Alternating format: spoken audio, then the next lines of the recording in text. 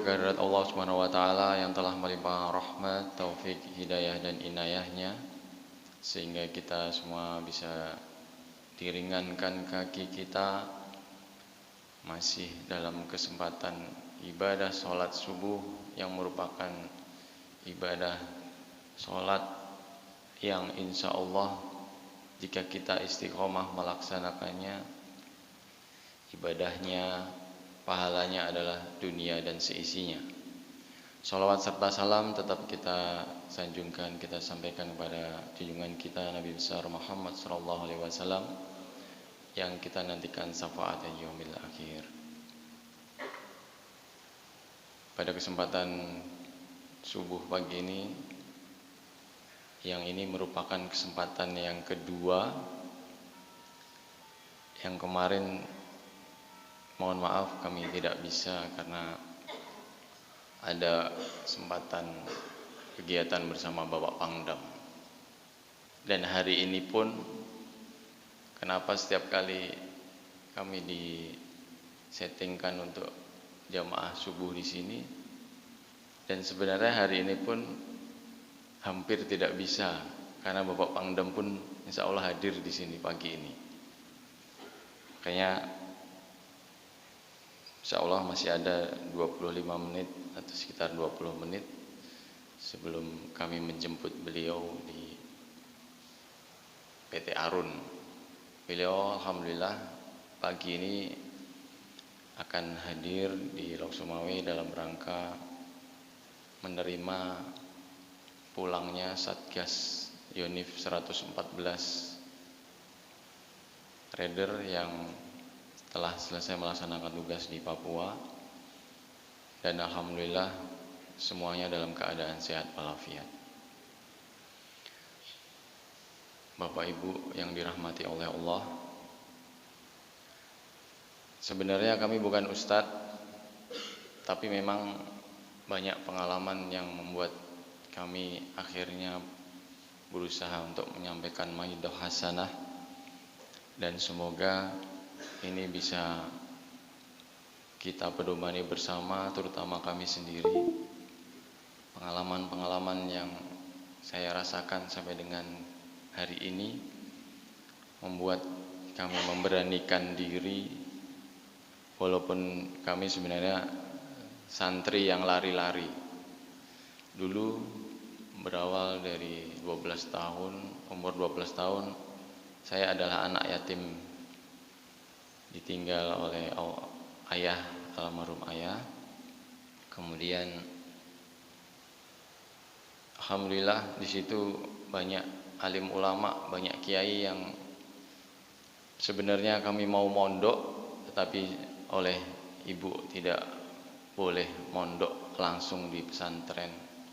Akhirnya hanya sowan dan silaturahmi, kemudian kami pulang, ngaji dan silaturahmi, kemudian kami pulang. Sampai di situ tadi sholat subuh ini tadi seperti kami rasakan dengan bacaan ayat Al-Quran oleh beliau yang terhormat imam, seperti sholat pada saat di Mesir waktu itu. Subhanallah. Terima kasih Bapak Imam. Sampai ada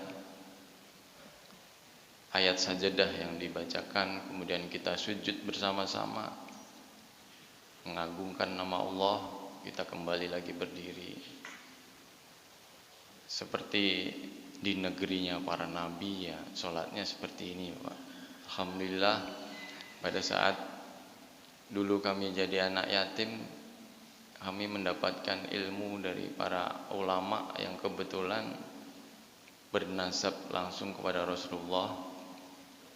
Di situ banyak alim ulama. Kami asal dari Blitar, Jawa Timur, dan sangat bersyukur sekali banyak guru-guru kami yang merupakan santri dari Langitan, santri dari Tebu Ireng, santri dari Pondok Gontor, dan santri juga beberapa dari Aceh sini. Dan saat itu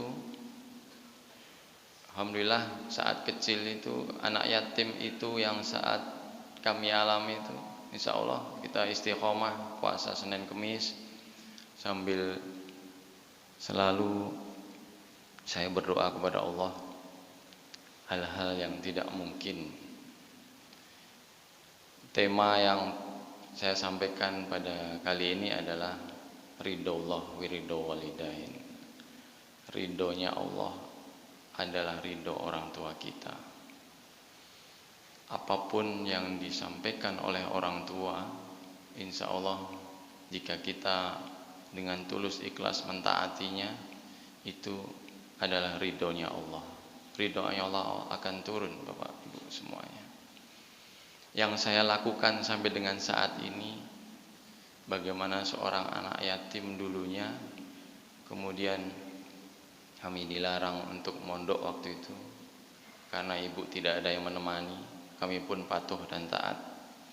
Setelah itu tidak lama kemudian saya pengen masuk akademi militer. Waktu itu pun dilarang oleh ibu. Yang boleh adalah masuk angkatan darat dan angkatan kepolisian. Dan tahun 98 di mana saya lulus SMA, alhamdulillah waktu itu masuk akademi angkatan laut. Diterima di angkatan laut, Bapak. Saat sebelum membagi perlengkapan, tiba-tiba kami terbersit oleh pesan ibu, jangan masuk selain angkatan darat maupun kepolisian. Dan saat itu di tahun 98 kami masuk seleksi pusat, diterima dengan nomor urut 15, yang insya Allah penerimaan saat itu 225. Disitulah bertarung dalam jiwa saya sendiri, di mana ridho Allah ridho walidain. Ini saya harus masuk atau mengikuti dari amanah orang tua. Kemudian kami memberanikan diri, kami teringat ajaran-ajaran dari para alim ulama, ikuti orang tuamu, jangan ikuti hawa nafsumu, jangan menganggap itu benar. Kemudian dengan memberanikan diri, saya angkat tangan kepada panitia waktu itu. Ditanyalah kami, kenapa angkat tangan? Siap. Saya tidak ingin masuk angkatan laut. Padahal dalam hati juga pingin, Bapak. Disitulah ujian kita sebagai anak, bagaimana kita harus selalu patuh dan taat pada orang tua kita. Yang saat itu orang tua kami tinggal satu, yaitu ibu. Di mana Rasulullah bersabda, taatilah ibumu, hormati ibumu, hormati ibumu, hormati ibumu.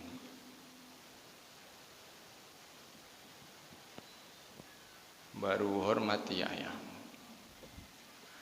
Disitulah kami bertarung dalam hati sendiri ini.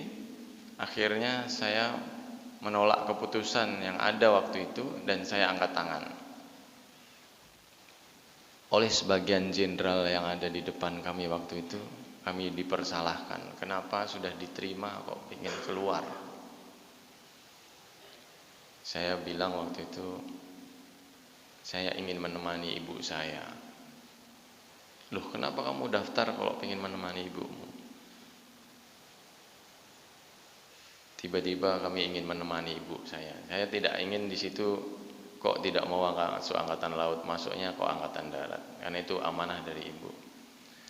Dan kemudian saya dipisahkan dan alhamdulillah dipulangkan dari Magelang kembali ke Blitar dengan tidak menjadi apa-apa.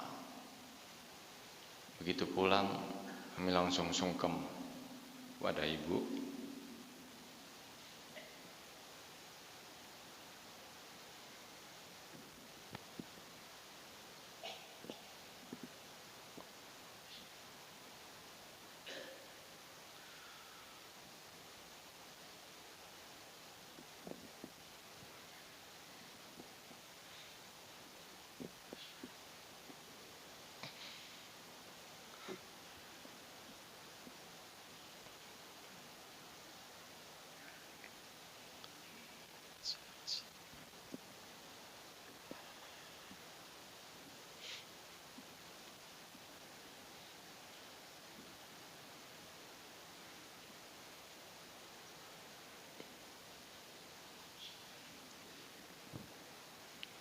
Mohon maaf.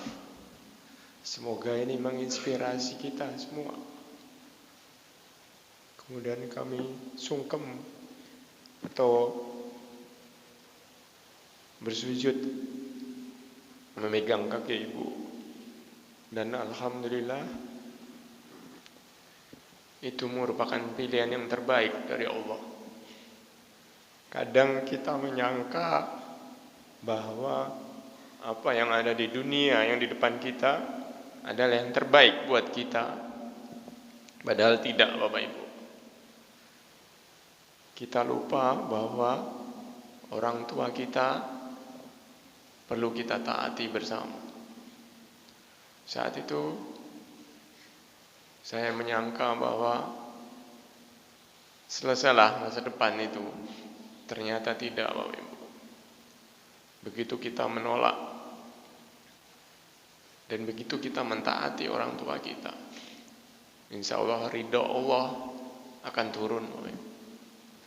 Dan alhamdulillah pada tahun berikutnya kami kembali mendaftar dan alhamdulillah masuk akademi militer lagi dan masuk angkatan darat, Bapak Ibu.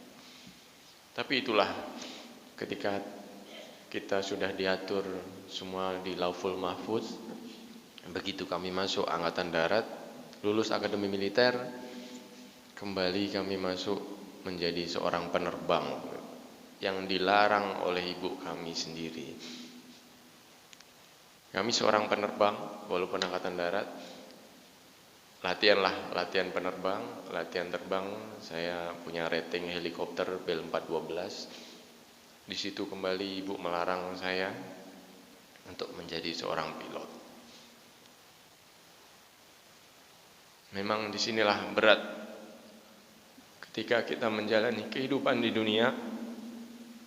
Kemudian orang tua kita tidak ridho, akan terjadi apa-apa di depan kita. Setelah itu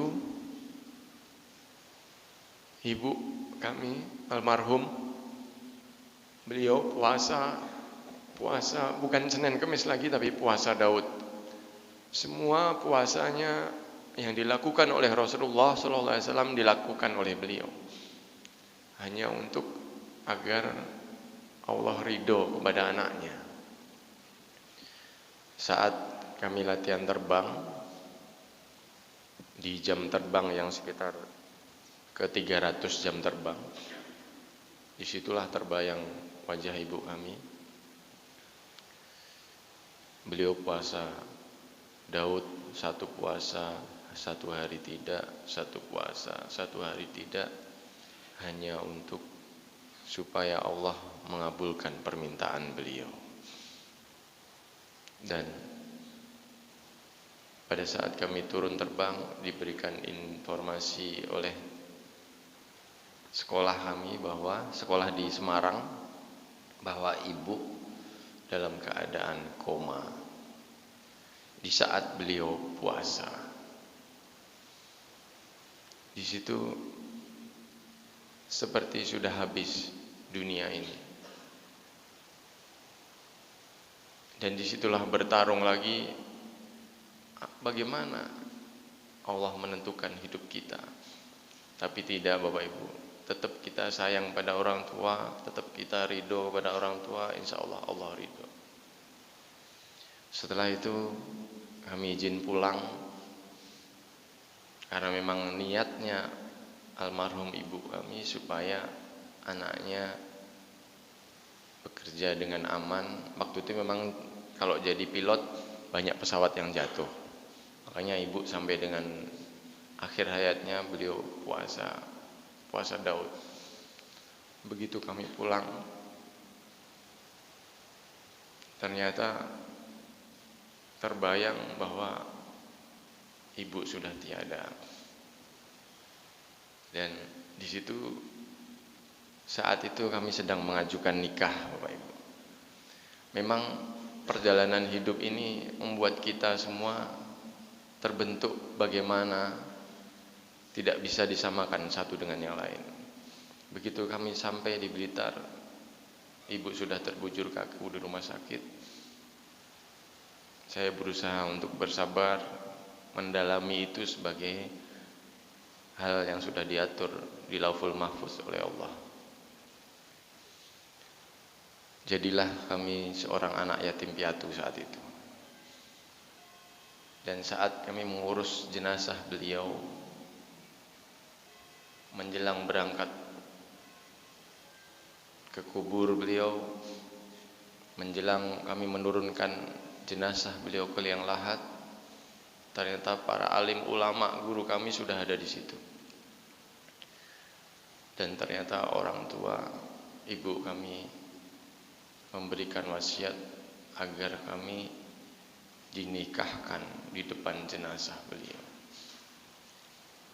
Masya Allah.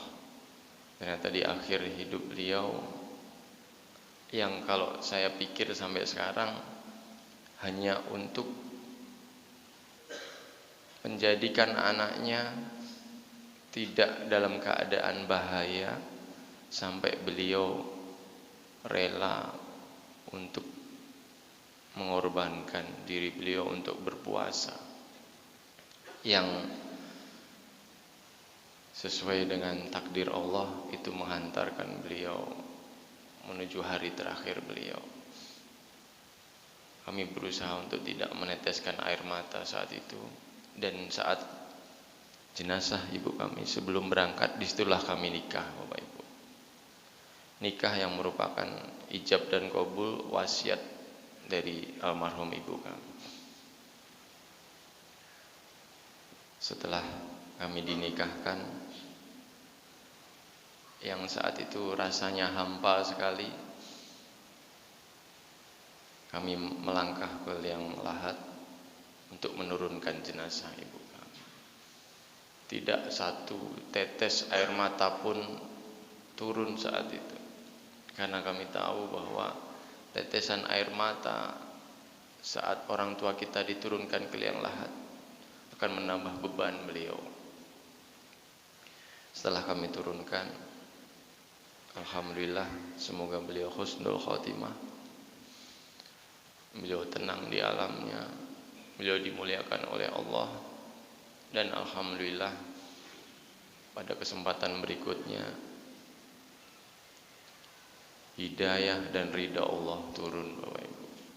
Kami dimudahkan untuk berangkat ibadah haji, kami dimudahkan untuk berangkat umroh, kami dimudahkan untuk menghajikan beliau, menghajikan ba'dal kedua orang tua sebelum umur 40.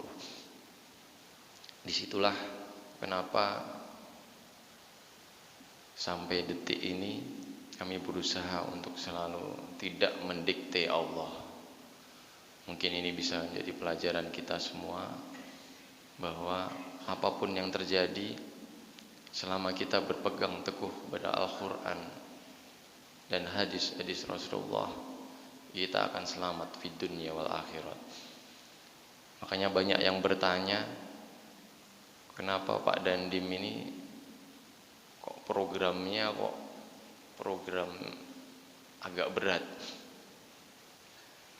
Perlu diketahui bahwa semenjak jadi Dandim, kami berusaha untuk mendekatkan diri dan mengajak para anggota semuanya untuk dekat kepada Allah melalui program gerakan subuh masjid, yang alhamdulillah hari ini adalah hari ke-35 kami.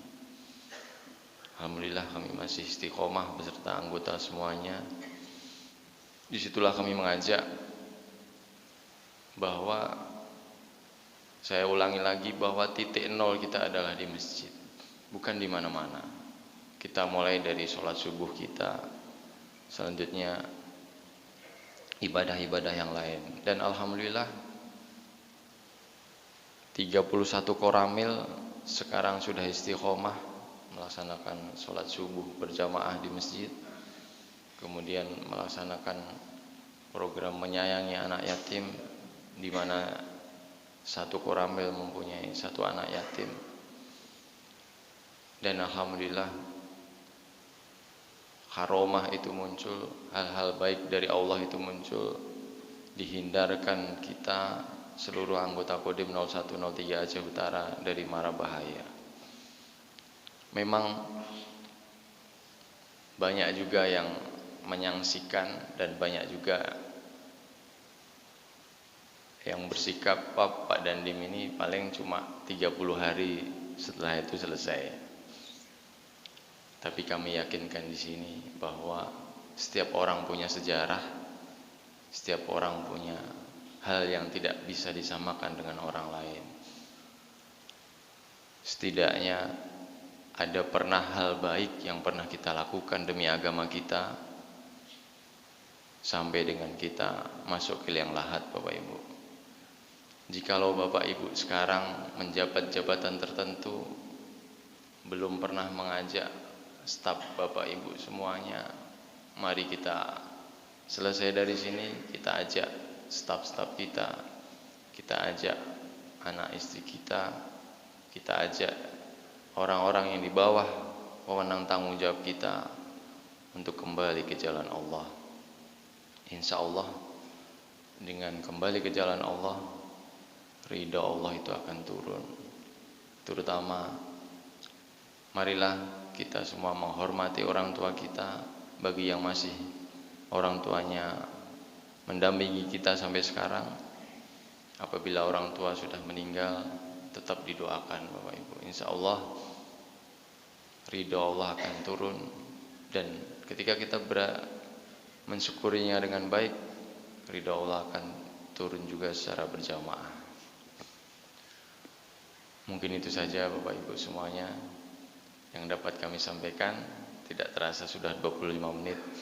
Sebenarnya pengen bercerita lagi pengalaman di beberapa negara yang kami sambangi, didengerinya para nabi, di Mesir, Lebanon, Jordan, Tunisia, Aljazair, Libya, yang alhamdulillah itu merupakan menjadi silaturahmi saya pribadi kepada khususnya masyarakat Aceh. Seperti tadi malam kami silaturahmi ke haul 100 hari meninggalnya putrinya juru bicara PA Bang Abdul Halim. Di situ kami sampaikan bahwa hal yang terbaik adalah di mana kita menyadari bahwa kita insan hamba Tuhan yang bertakwa. Di situ kami diskusi sampai malam. Tadi malam pulang jam 12:30 juga. Kita sepakati bahwa Indonesia itu besar bukan karena Indonesia itu sama, Bapak Ibu. Indonesia itu besar karena Indonesia itu menghargai perbedaan. Indonesia itu menjadi besar seperti sekarang ini karena Indonesia sangat menghargai kebinekaan, sehingga sampai detik ini banyak negara-negara di luar sana yang ngiri atau yang pengen menguasai Indonesia. Kenapa? Karena Indonesia berpulau-pulau, dari Sabang sampai Merauke, dari Miangas sampai Pulau Rote, tapi tetap satu jua dipersatukan oleh Pancasila, dan insya Allah akan selalu diberkahi oleh Allah. Dan alhamdulillah tadi malam beliau sepakat, dan insya Allah ke depan akan kita jalin lagi silaturahmi yang baik menuju Indonesia yang baldatun thayyibatun warubun kafur. Itu saja yang dapat kami sampaikan. Ada kurang lebihnya kami mohon maaf. Yang benar adalah dari Allah. Mungkin bisa disambung di kemudian hari. Kami mohon pamit. Billahi taufiq wal hidayah. Wassalamualaikum warahmatullahi wabarakatuh.